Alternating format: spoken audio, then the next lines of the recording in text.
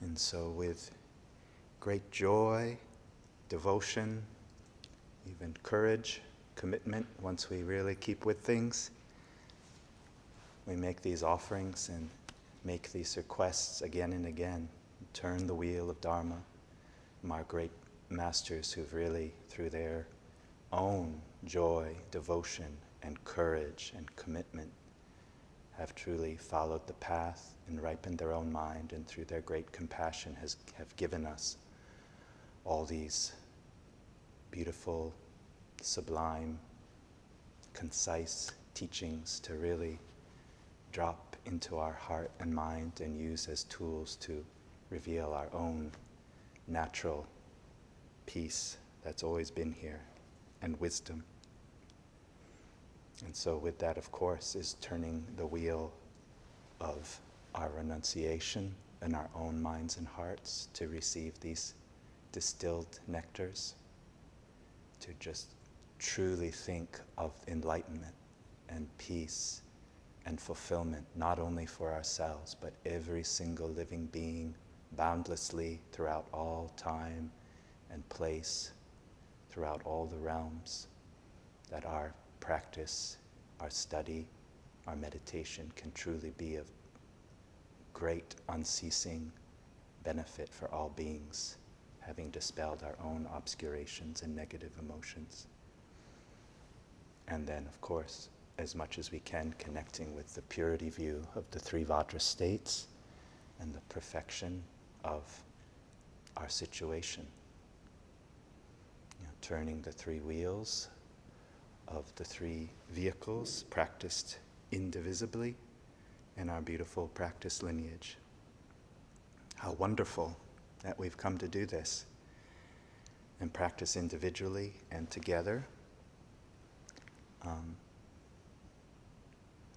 And so part of what we're always doing on these days too is just reflecting a little bit upon the teachings and practices that we've heard from our great teachers, Khenpo Tsewang Rinpoche, Khenchen Palden Rinpoche, who in their own way again repeat in one voice those of the great masters of the lineage of Buddha Shakyamuni and Guru Padmasambhava.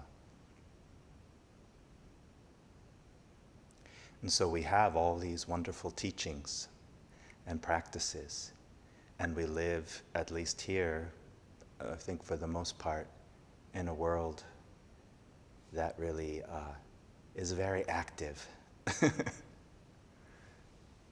Very active in samsara level, so many amazing ideas, brilliant ideas, so many terrifying ideas and discouraging ideas, so many amazing things happening, and so many horrifying things happening, and everything in between.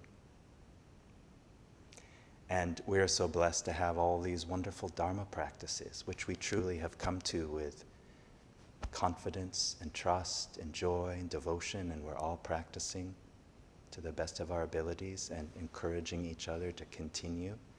How wonderful.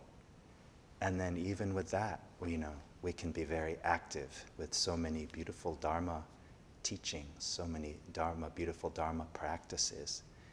So I'm also kind of just thinking again how important it is, like Rinpoche has said, and all the great masters, that as we practice, as we move, whether it's our formal practice or as we're moving within our lives, really taking the time to reflect on how is my practice? Or how is our study? How is our contemplation? How is our actual meditation practice? And again, not anybody else, looking to our own mind and heart, honestly, peacefully, joyfully, because it's this that is going to lead to fulfillment, right?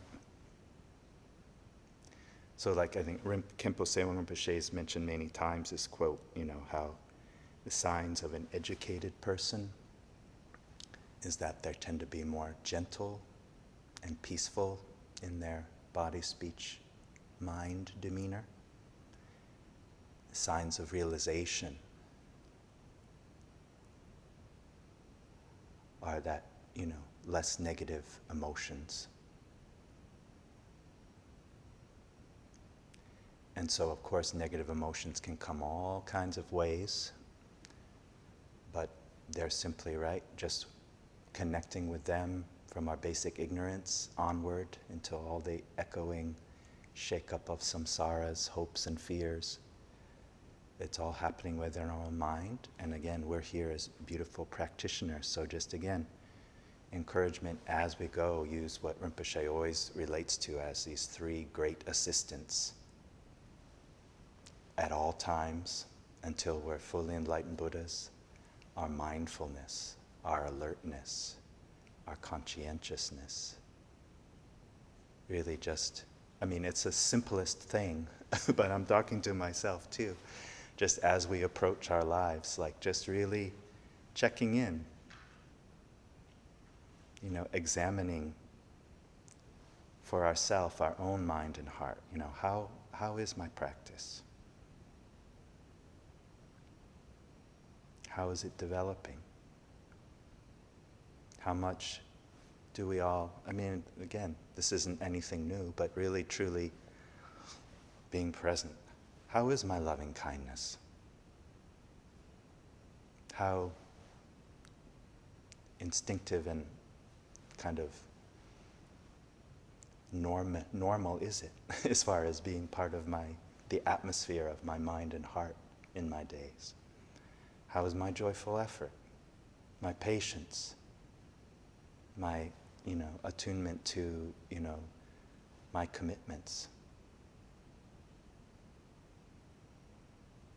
How's my concentration? How is my wisdom? How much am I connecting with the four boundless wishes, How is my meditation, the quality of my meditation? Without judgment. How much am I actually accumulating merit? Accumulation merit practices. How much am I really developing my ability for calm abiding and insight? How much, just to see, how does my current motivation match up with my initial motivation for Dharma practice and study?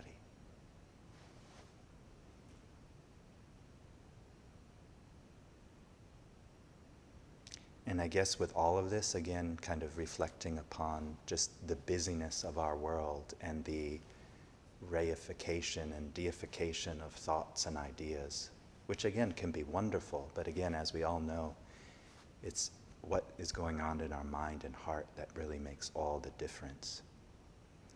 And so, the Buddha said so many times in so many ways, essentially, if we want to really apply his teachings, we really must train in shamatha and vipassana, calm abiding practice and insight, among, of course, all the other applications, but all the practices and meditations we can do that really bring all the hearing the teachings and contemplations into our mind and heart is through direct experience and our meditation. So on every single level of the path, all the meditations, as we all know, they're all come under the categories of calm abiding and insight meditation.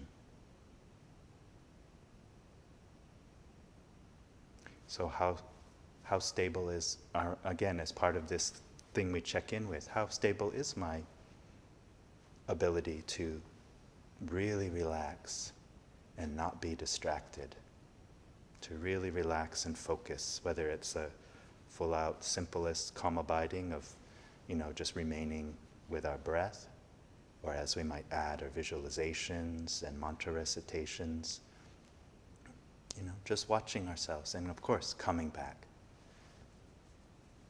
And through that great stability, then of course we have that great ground to then begin to truly reflect on our own mind, nature of our mind.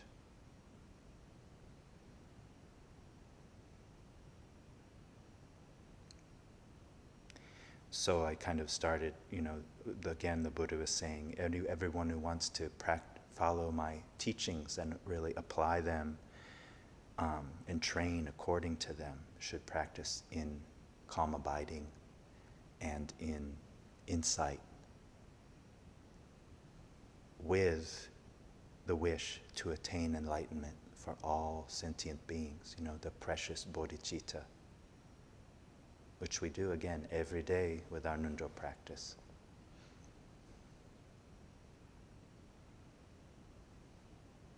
With great compassion and loving kindness. Of course, on the relative level, that's really just again connecting with that motivation and commitment before all the enlightened ones and Buddhas, Bodhisattvas, to attain enlightenment for the sake of all sentient beings, with the four boundless, applying the 6 paramitas. And then on the ultimate level of bodhicitta, again, is that connecting with that insight into the unfabricated, unborn, ceaselessly arising, by nature like the sky, pristine nature of our Dharmakaya nature of our own mind, which again we're doing with our practice. And there's all kinds of quotes again, when bringing this back to that, just as a checking in process, not to be discouraged by our current temporary emotional states. How much have we carried by them? I don't know. And of course, at least for me, it varies, right? But not to be discouraged, and just remember again these words, the undeceiving words of the Buddha, just the thought of enlightenment, of bodhicitta, enlightenment of all beings, and the motivation that all beings realize that. The Buddha said the merit of just that thought is, if that could be made substantial, it would surpass all of space. It would surpass infinity. Such is the nature. And he also said, again, according to what our current capacities might be. He used the analogy of a diamond, or like the diamond, actual substantial gem, the diamond. It gets in that liberation of Maitreya. And in that the Buddha is saying something like, a diamond, even if it's shattered, there might be just a fragment of a diamond, still its brilliance outshines all of the beautiful golden ornaments. And then the Buddha said, even if we may not fully recognize the diamond of our bodhicitta, meaning we might not have fully actualized our bodhicitta, or it might be a little weak, but we still have the wish, the thought of bodhicitta. That is also outshines all of, here he's making the metaphor on the levels of realization of the path. It outshines that diamond of bodhicitta intention of the bodhisattva, outshines all of the golden ornaments of the Shravakas and the Pratyeka Buddhas. And just like that little fragment of diamond is still worth a lot and will relieve poverty, that little glimmer of bodhicitta is still going to dispel the poverty of samsara eventually, but we're trying to keep with that and continue with our practice, and just also create more conditions for what is going to actually help us. So even just looking at those simple, qualities of the outer hermitage, the inner hermitage, as far as what are good circumstances for stabilizing our ability to relax and focus.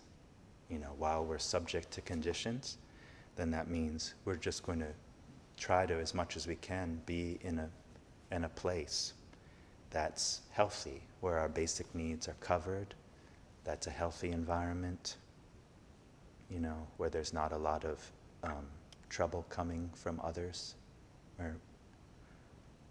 And also, on the inner level, we have less desire, more contentment, less desire for just worldly, kind of more extraneous things, and more contentment with what we have and the riches of what we have.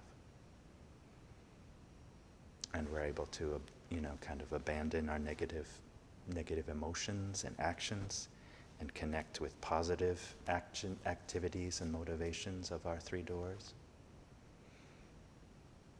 And then actually doing the practice, which again, I won't go over instructions of shamatha, but relaxing, focusing. And then again, the basic, conditions for bringing out our insight and wisdom is, of course, what? The precious teacher. The teachings.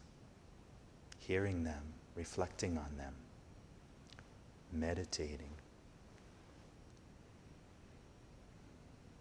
Again, in the beginning, we might, again, in this level of checking in and just knowing, like the Buddha says, keep going, keep going. We want to move through all the paths, through all the stages of realization, to full enlightenment for the benefit of all beings. And that first starts with having some, even though it might be intellectual, some understanding of what's being said and what the practice is. So we have that basic understanding. We have understanding, and then that starts to, we begin to have more realization, and that becomes stabilized on the path.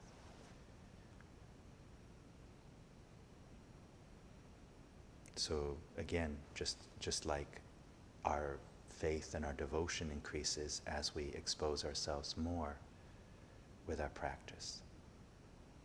Our bodhicitta deepens and expands as we continue with our practice, have more understanding of our practice. Our renunciation, our joy and appreciation, our renunciation increases as we continue with our understanding of the teachings and the practice. And as we continue with that, we begin to have more and more glimpses and direct perception of the meaning of the words of the teachings and the ideas we're hearing, that we're so drawn to and feel comfort with, but really allowing them to enter our experience. And even with that, we're still going to have our habitual patterns and obscurations, but still continuing and purifying, accumulating our merit, purifying our obscurations, admitting our mistakes, and moving on, continuing to accumulate our merit and acting to the best of our abilities with mindfulness, alertness, conscientiousness. Then we're going to be into that stability, the unshakable state of realization, of Buddhahood, where we truly are fully realized of the three Vajra states. So the three Kaya state is completely pure and fully realized. And with that, inseparable with that, is our bodhicitta fully unveiled and ripened, effortlessly, naturally benefiting all beings. Renunciation's complete. There's nothing to needed, right?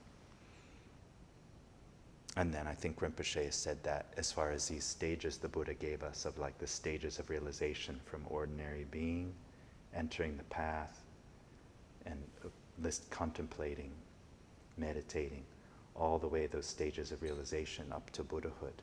What we know, we've heard the 5 paths. The path of accumulation, the path of joining or application, the path of seeing, the path of meditation, and the path of no more learning.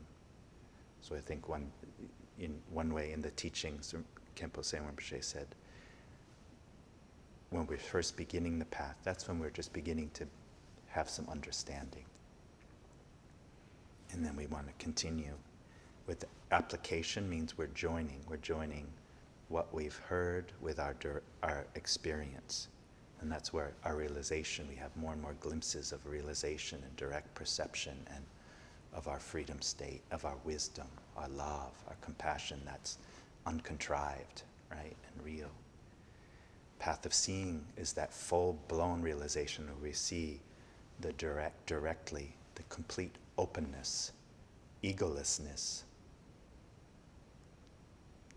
of ourselves and of all phenomena, right?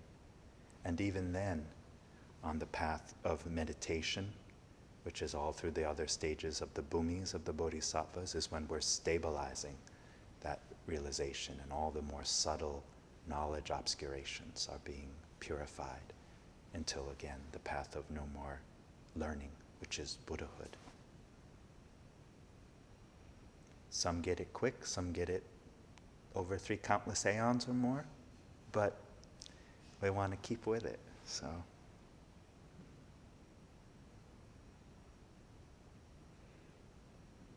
Maybe that's enough talking for the moment, but my main point is, I think we all know it, but we all have varied times of the season, varied things happening in our lives and in our world, and just really want to encourage myself and all of us to really keep with this precious opportunity and really do keep going. Like, I think also in like the great Prajnaparamita mantra, Rinpoches have mentioned many times, one of the meanings of that is also all these stages of the path being fully realized. So just we keep going, we check in with our qualities of how much we are actually embodying our values and of the Dharma and the world,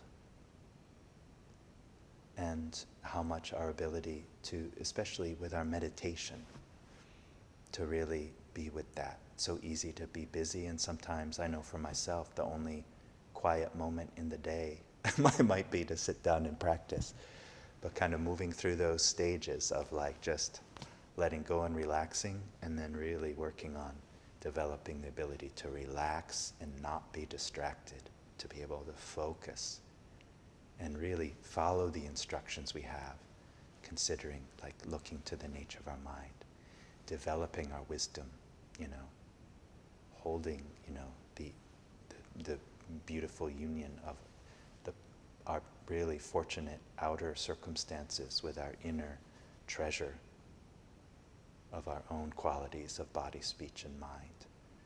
And with great devotion, thinking of our teachers, who are the embodiment and the full fruition of all the Buddhas of the 3 times. That's the essence of our practice. Joy, appreciation, bodhicitta, pure perception. That's the essence of our Ngondro practice. That Guru Yoga that's pervading every aspect of purifying our obscurations, connecting with wisdom, accumulating positive karma. It's all distilled here in our practice. So we'll do our practice.